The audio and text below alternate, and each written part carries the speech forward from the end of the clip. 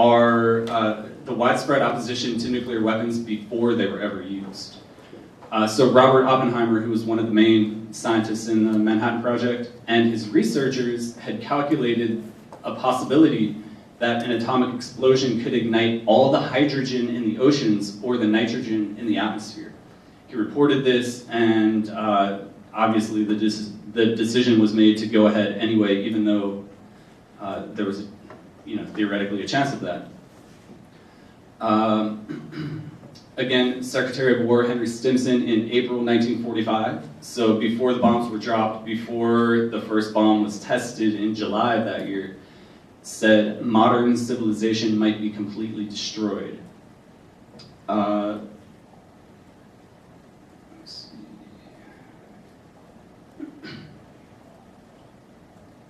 Okay, so there were a number of leading officials and scientists who were very strongly opposed to it.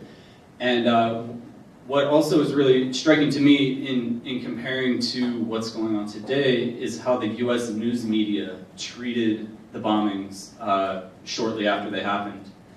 A commentator for NBC Radio News said, "For all we know, we have created a Frankenstein. We must assume that with the passage of only a little time, an improved form of the new weapon we use today can be turned against us." So that was just a few days, maybe even just one day after the Hiroshima bomb was dropped, already predicting the massive arms race that actually ended up happening and is still happening today. The St. Louis Post-Dispatch said, "We may have signaled the mammalian world's death warrant and deeded an earth in ruins to the ants." Edward R. Murrow said, "Seldom if ever has a war ended leaving the victors with such a sense of uncertainty and fear, with such a realization that the future is obscure and survival is not assured." The Washington Post said, "The life expectancy of the human species had dwindled immeasurably in the course of 2 brief weeks." And this is a bit of a longer quote, but I think it's really important, and it ties in pretty strongly to today and how I feel about what's still happening in Washington, D.C. today. This was Louis Mumford in the Saturday Review in March 1946, so only a few months after the bombs were dropped. "We in America are living among madmen. Madmen govern our affairs in the name of order and security. The chief madmen claim the titles of general, admiral, senator, scientist, administrator, secretary of state, even president. And the fatal symptom of their madness is this: they have been carrying through a series of acts which will lead eventually to the destruction of mankind, under the solemn conviction that they are normal, responsible people, living sane lives and working for reasonable ends. Soberly, day after day, the madmen continue to go through the undeviating motions of madness, motions so stereotyped, so commonplace, that they seem the normal motions of normal men, not the mass compulsions of people bent on total death.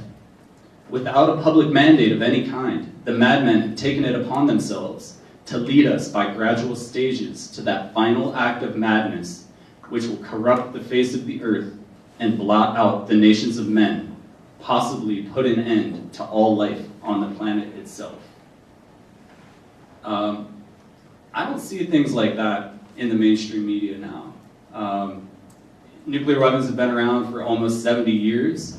The madness has continued in many ways. The threat is more real now than it was in 1946 when that was written. But there's really a noticeable lack of mainstream commentators speaking out on this issue. So Leslie Groves was one of the principal architects of the Manhattan Project. And in talking about the decision that Truman made, or according to Groves, kind of rubber stamped because of inertia, he said, "As we poured more and more money and effort into this project, the government became increasingly committed to the ultimate use of the bomb.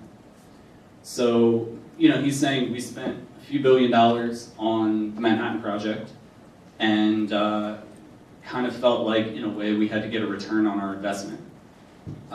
Since the beginning of the nuclear age, the US has spent well over $7.5 trillion on nuclear weapons and all the related delivery systems, etc.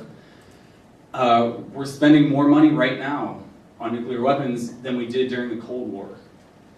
So what do these outrageous expenditures mean for the future? Will we feel obligated again to use nuclear weapons in order to get some sort of return on this huge, huge investment? And I want to leave you with a couple of questions just to think about today and moving into the future.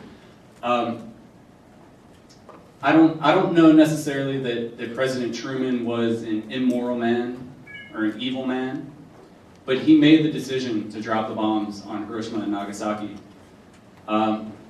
What would President Obama do if there was another large-scale war? What would Israeli Prime Minister Netanyahu do if he was faced with what he felt was a real threat from Iran or another Middle Eastern country? Are they immoral men? Are they evil men? Not necessarily, but when the power to possess, deploy, and use these weapons against people are held in the hands of anyone, the wrong decision could be made, and it could spell a lot of trouble, not only for the people of the country where it's dropped, but as Jimmy, I know, is going to touch on in just a little bit, it could spell a lot of trouble for people across the world through nuclear famine. So with that, I think I'm going to stop and take some questions, so we'll have some. Thank you.